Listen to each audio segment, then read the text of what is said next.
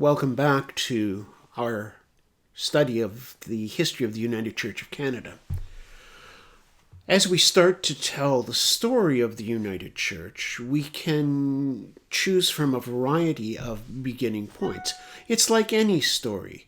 You have to start it somewhere, and some places are better than others. For me, one of those starting moments that makes particular sense is the founding of the Evangelical Alliance in 1846 in the British colonies in North America. Now, I'll be the first to admit that it's a somewhat arbitrary choice.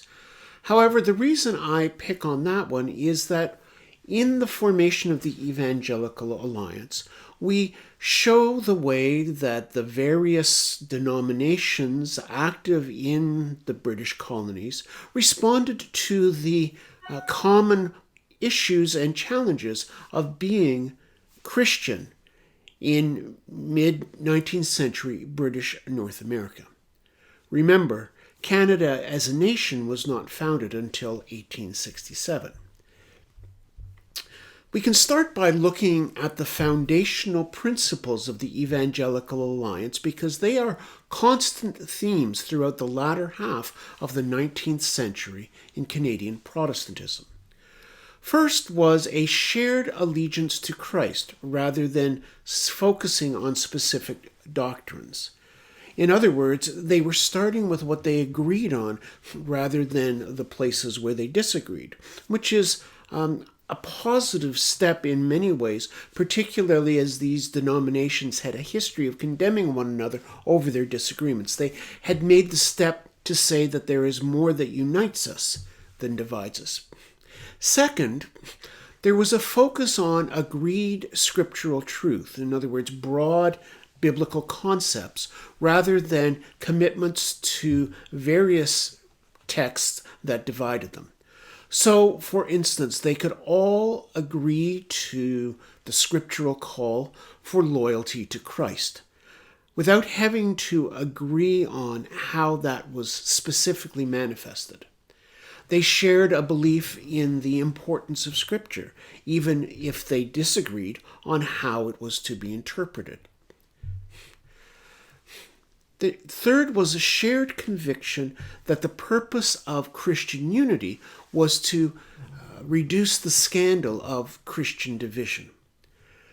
These were folks who felt very strongly that having different Christian denominations was a powerful argument against the gospel's relevance, and they desired to overcome that division, even if it meant surrendering some of the particularity that they treasured. And number 4, the formation of the Evangelical Alliance was a response to a unique Canadian reality. First of all, there was a large mission frontier in the developing West.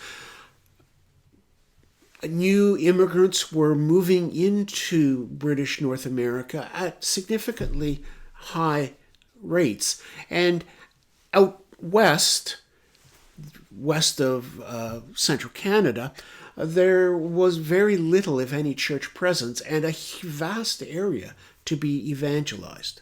So that was one problem. The second was that the cities of eastern British North America, Montreal, Toronto, Halifax, St. John, they were industrializing in a significant fashion.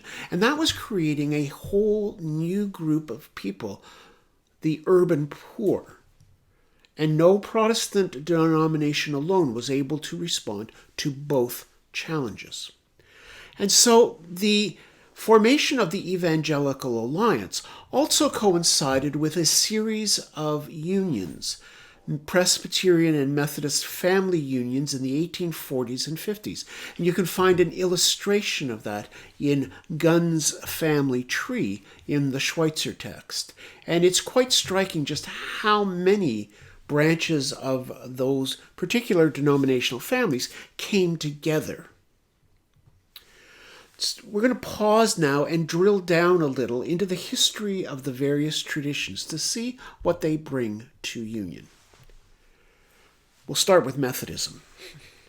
Methodism in Canada goes back to pre-1775 Nova Scotia, where it flourished with strong British connections. It also includes work in Upper Canada, and pre-1828, the work in Upper Canada was largely dominated from the United States.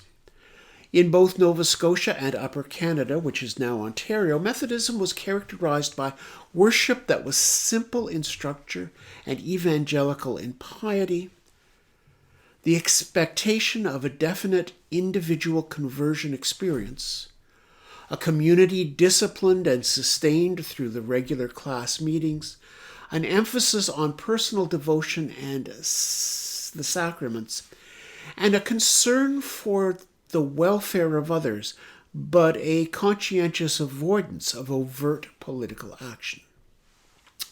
The astute observer will note several similarities with the United Church today.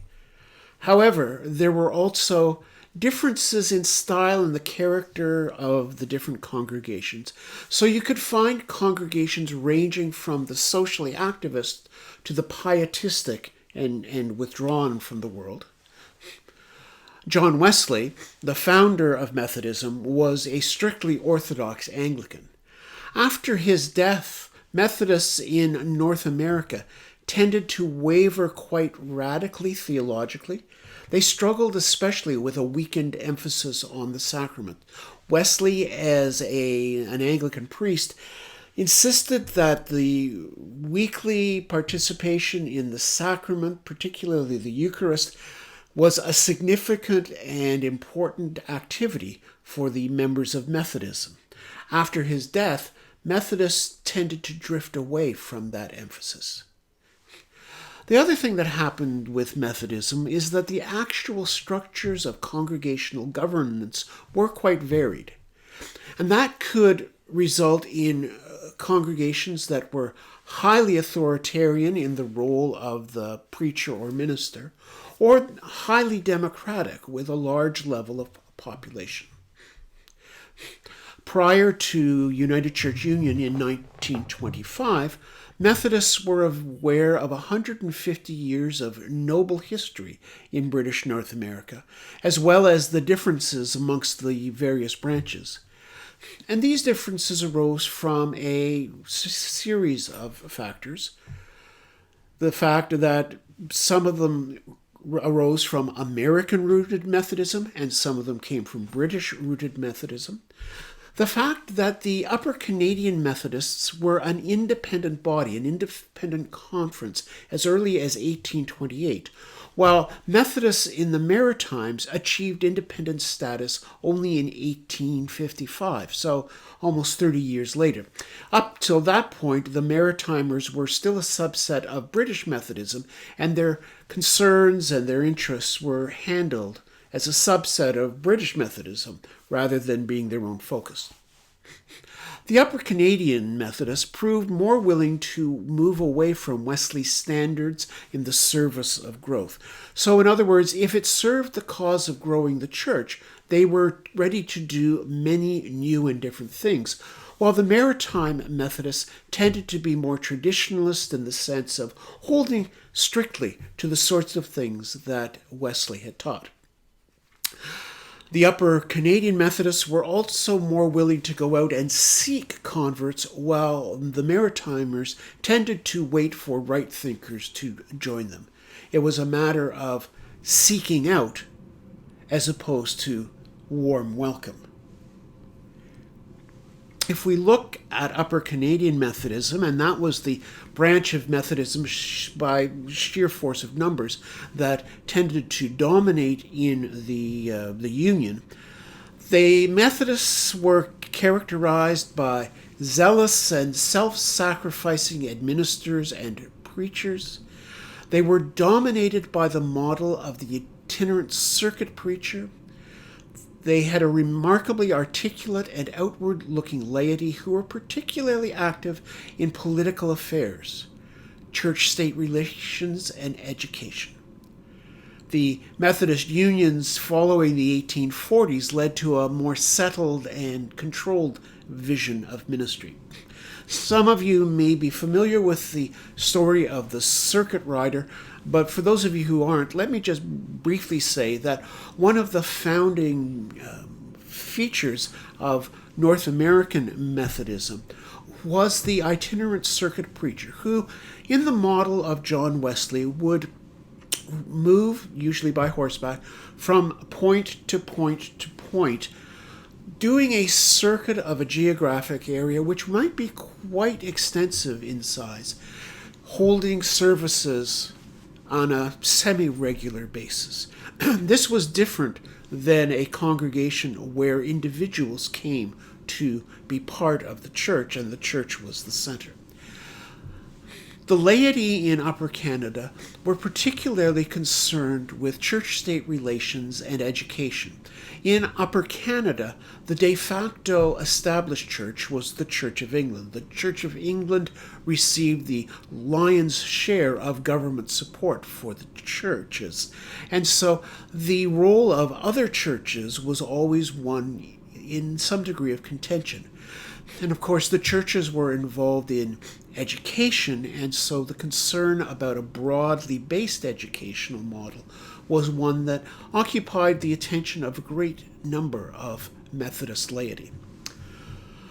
I want to say something about terminology here.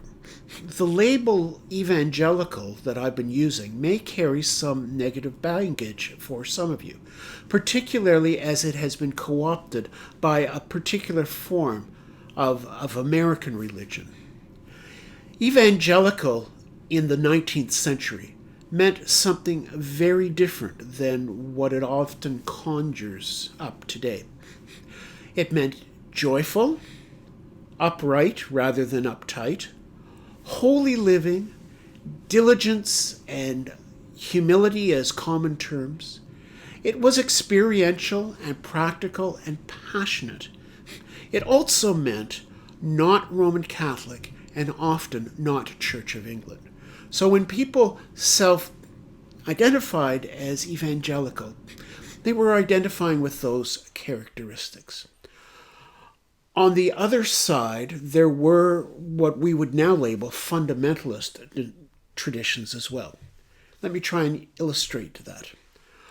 If we think of mainline evangelicals, particularly the Methodists and the Presbyterians, they were definitely not Roman Catholic, nor Church of England, nor on the other side of the theological spectrum were they part of the holiness movement or the Plymouth Brethren movement. These movements, the Holiness and the Brethren, were not as strong numerically, but they were strong alternatives to the traditions that eventually formed the United Church of Canada.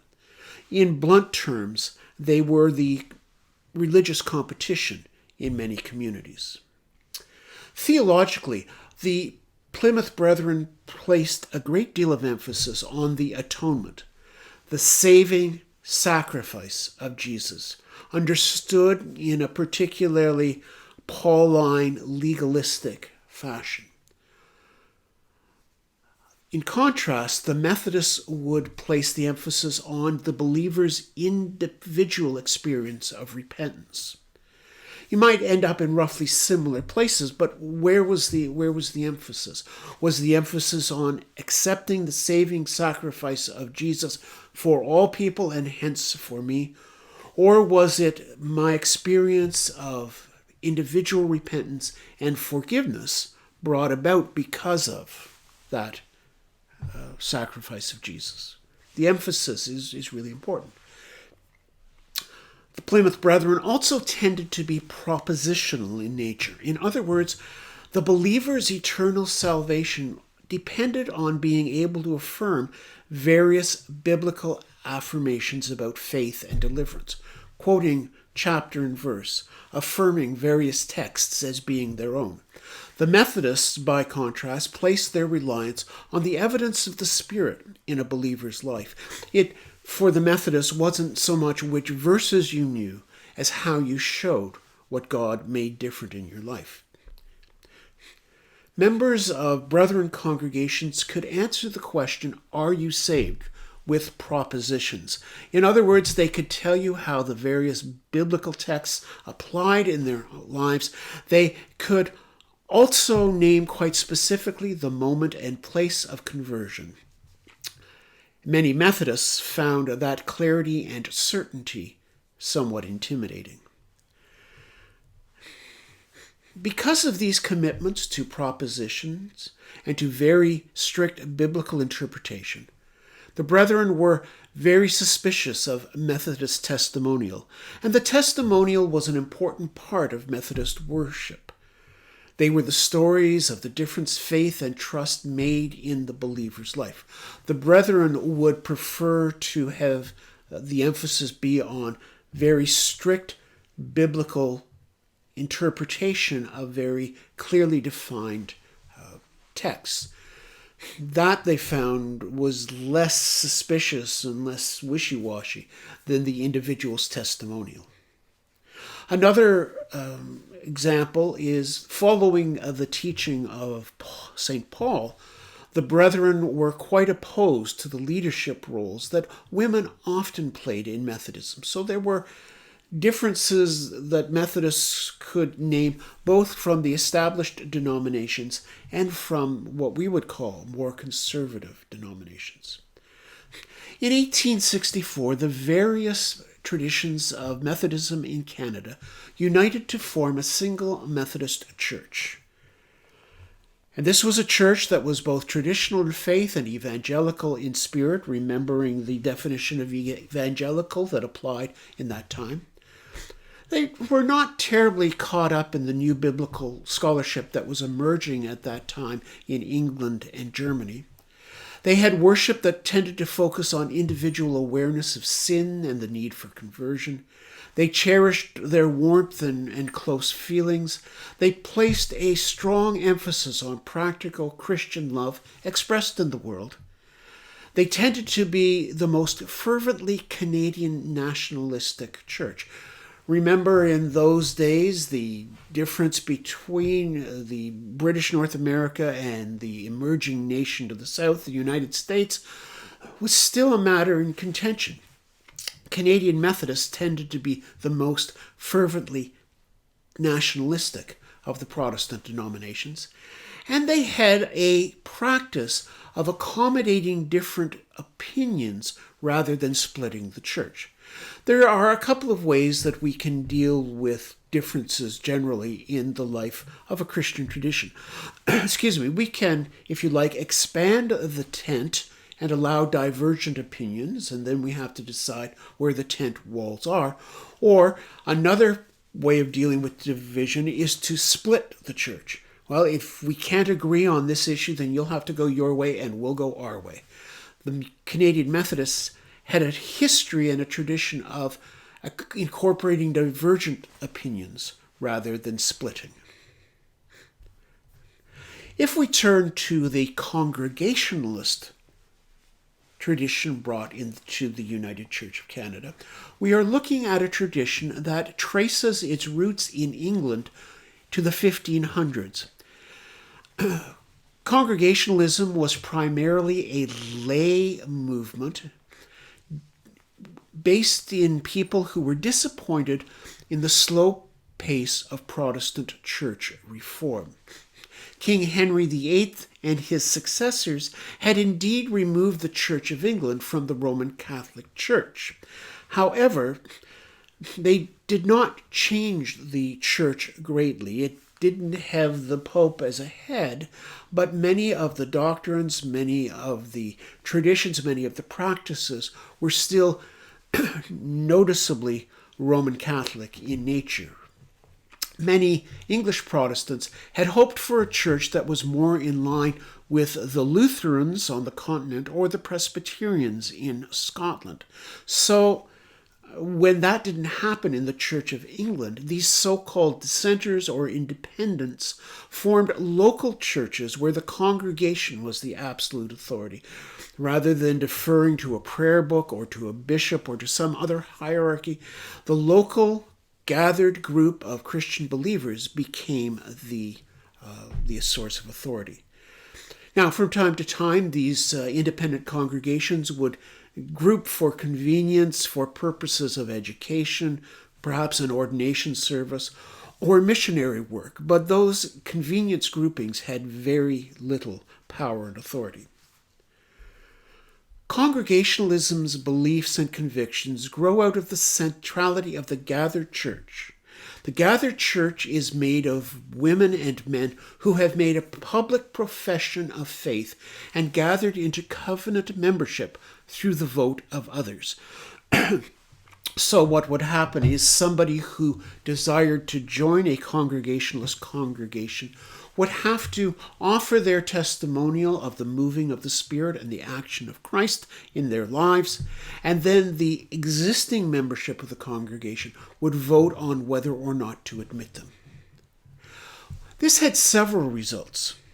In worship services, the adherents often outnumbered the members by a significant margin, so that those who had made the profession of faith and been admitted to the membership might be a numerically small core surrounded by a group of indeterminate-sized people who were attracted to the Congregationalist way of being Christian, but had not reached the point where they were willing or able to make the testimony and be accepted into membership. There was a strong commitment to the belief that each congregation was responsible to express their faith in their own way for their own context, while still holding to the traditional Reformation doctrines. There was adamant opposition to any form of state church. The one aberration in this opposition was in Massachusetts during the 1700s, when the Congregationalist church actually became the recognized and established church for that colony. Not for very long. Just as Methodists arrived in British North America from different routes, so too did the Congregationalists. They came from England as the independent church, and from Holland and New England as Congregationalists. They flourished in the Maritimes in the 1740s and 1750s, and all but died out in Canada after the American Revolution. You see, during the war, significant numbers of New Englanders who had lived in British North America returned to the new United States, and in the process took all but two of the denomination's pastors. If we move on from 1775 into the 1800s, what we find is that Congregationalists were recruiting for ministers for British North America in England and Scotland, and there was a surge of Congregational settlers responding to that call.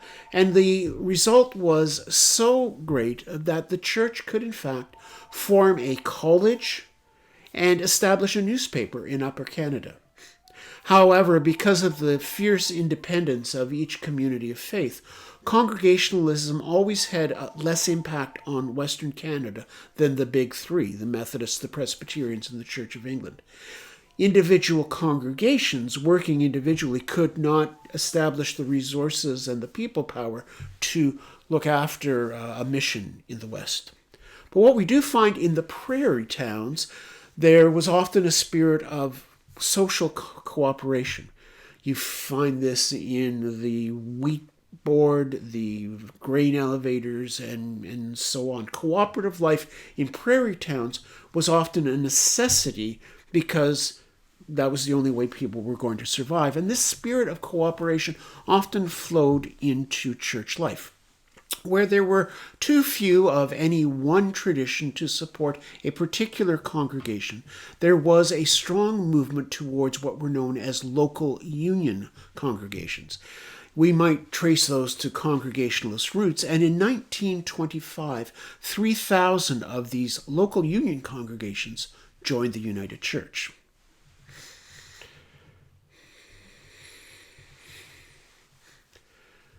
The Brethren. Now, the Brethren Church as they appear in the United Church of Canada's history are not the Plymouth Brethren. The Evangelical United Brethren and the Plymouth Brethren are two very different groups, and we have to keep them separate in our heads. The groups that became the Evangelical United Brethren, the EUB, originated in the great spiritual awakening of the 18th century. In the 18th century, there was a huge wave of revival that swept across the American colonies and American states. The Evangelical United Brethren were known by different names across time. They were the Evangelical Association, the Evangelical Church, the United Brethren in Christ. The first flowering of this group was in Pennsylvania. Their emphasis was on prayer groups and individual salvation. The Church of the United Brethren was founded in 1767. Movement came to Canada in the immigration after the American Revolution. So as folk moved north from Pennsylvania and west to find new land for farms and so on, they brought with them their church. And there was a fair amount of back and forth between German-rooted communities in southwestern Ontario and German-American communities. The border was a much less firmly established thing, and those communities did a lot of interacting. In 1864, a regional conference of evangelical congregations in British North America was held, and it dispatched missionaries to Western Canada. The Evangelical Church and the Evangelical United Brethren united together in 1946, both north and south of the Canada-US border. In October of 1967, the final Ontario Conference of the Evangelical United Brethren Church was held.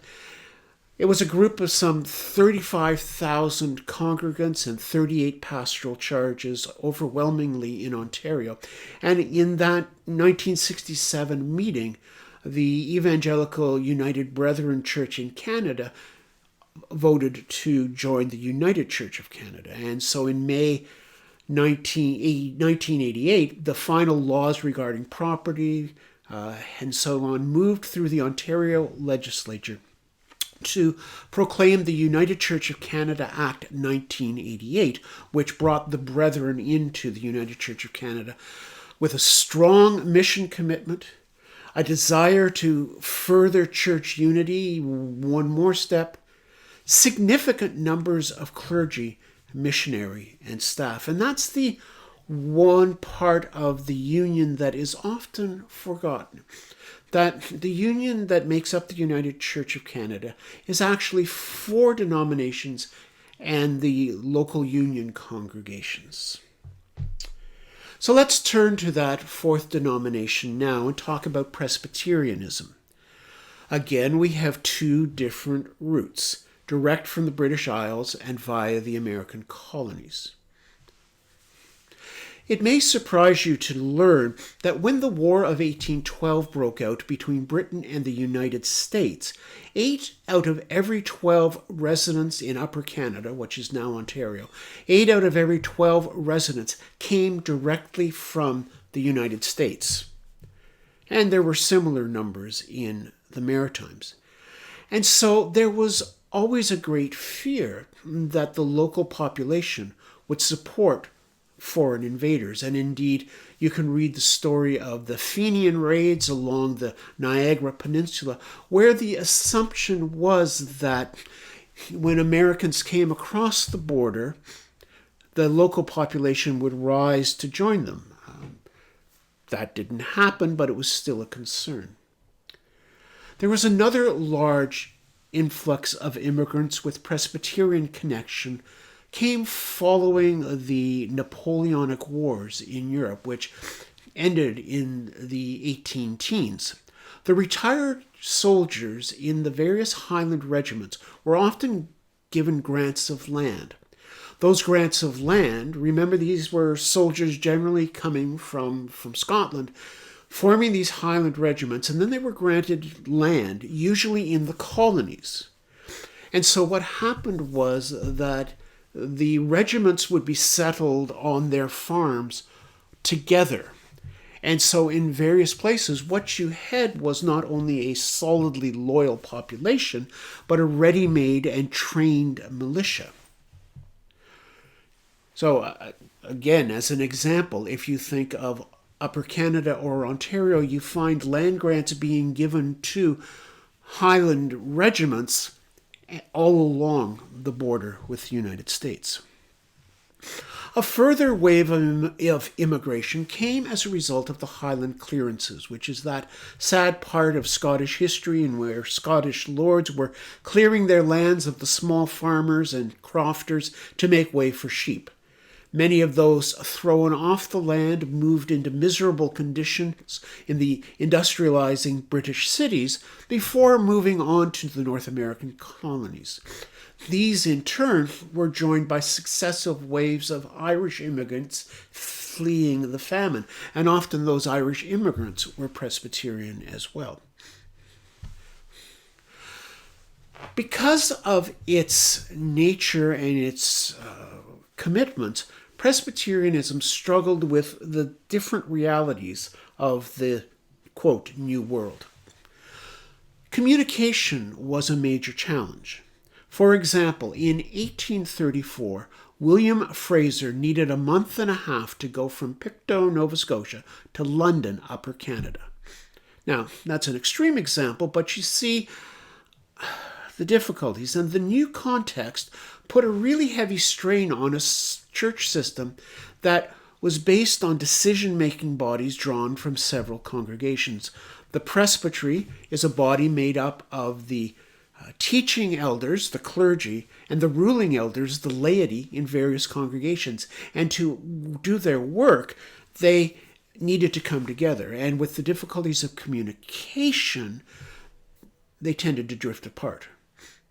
To make matters worse, congregations in British North America were considered to be part of presbyteries that met in Scotland.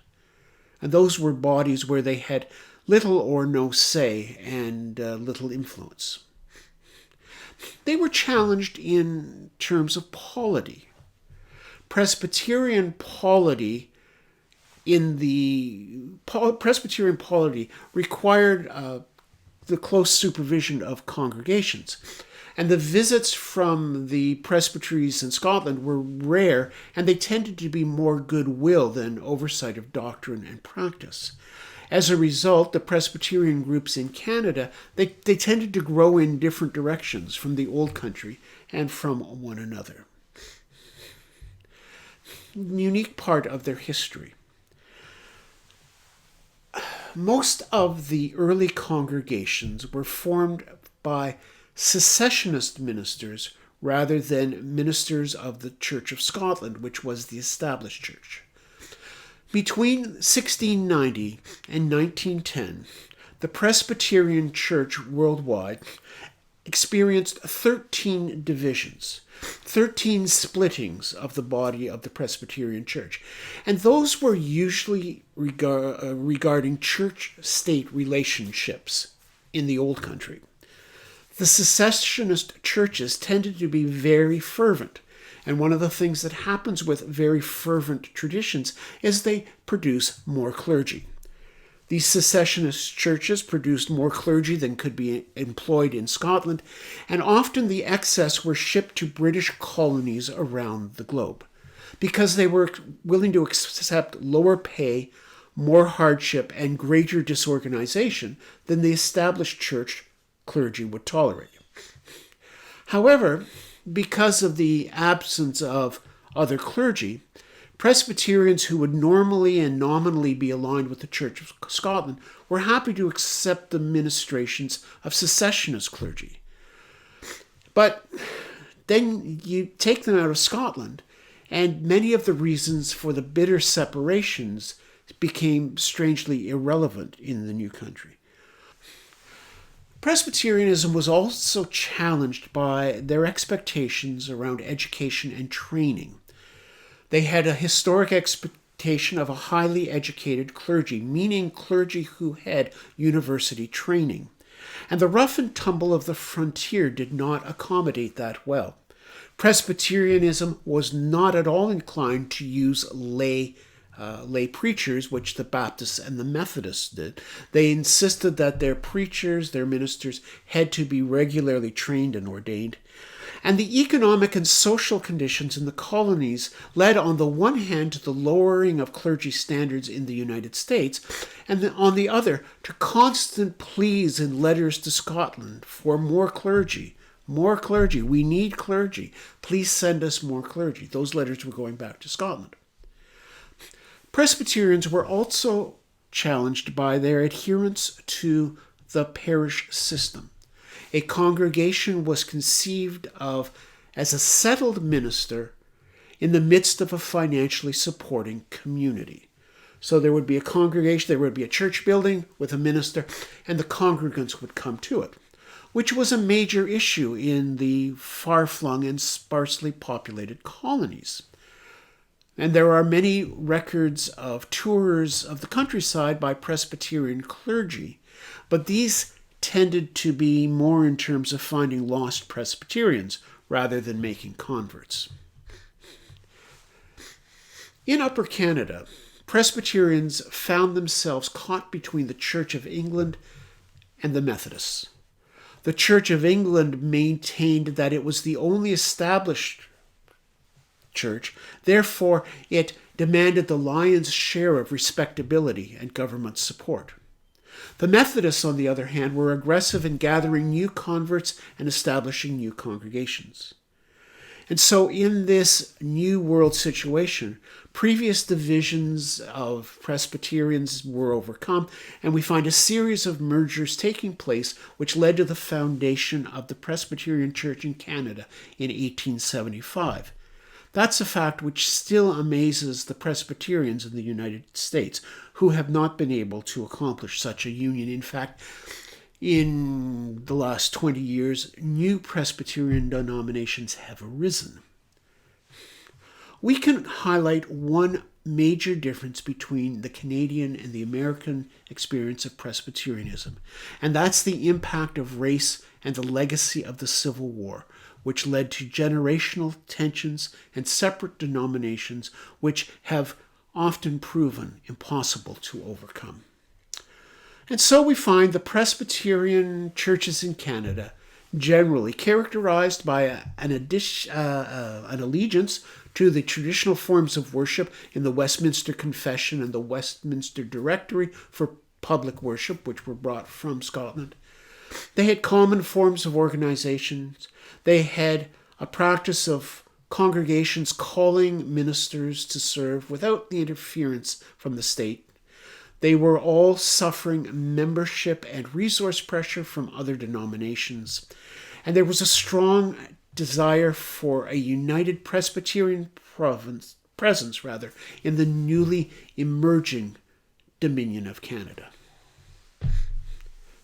So as I said, as with other denominations, we find a series of unions of Presbyterians creating a more national focus.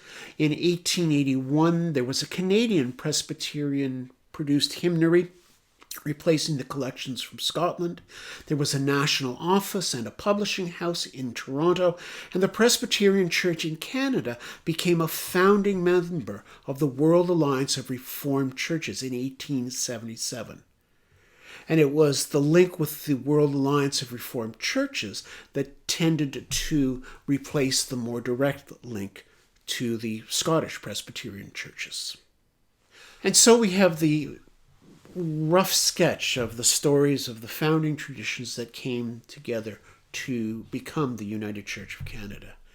In our next session, we will look in more detail about how those unions actually came about and how that vision of a united Protestant church unique to Canada came into being. Thanks very much, and we'll see you online.